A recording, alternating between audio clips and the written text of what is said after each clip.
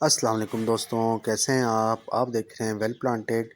तो आज की वीडियो में मैं आपसे शेयर कर रहा हूँ अपना। देखिए एक सकुलेंट वैरायटी है, इस पे फ्लावर आने स्टार्ट हो गए हैं। ये देखें पर्पल कलर के फूल आते हैं, इस पे छोटा साइज़ होता है इसका। ये फूल का देखें बहुत प्यारा फूल लगता है इसका, बिल्कुल स्टार जैसा इसके फूल आता है।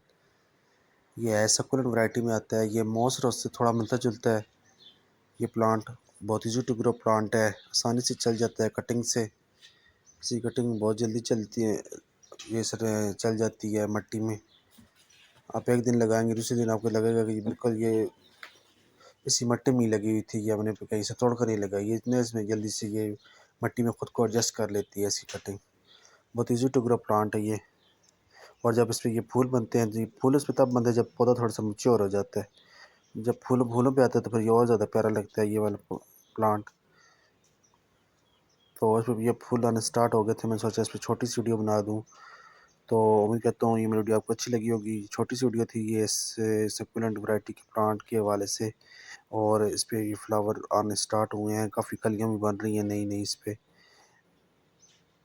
तो मेरी वीडियो को लाइक कर दें, चैनल को सब्सक्राइब कर दें। अल्लाह हाफिज़।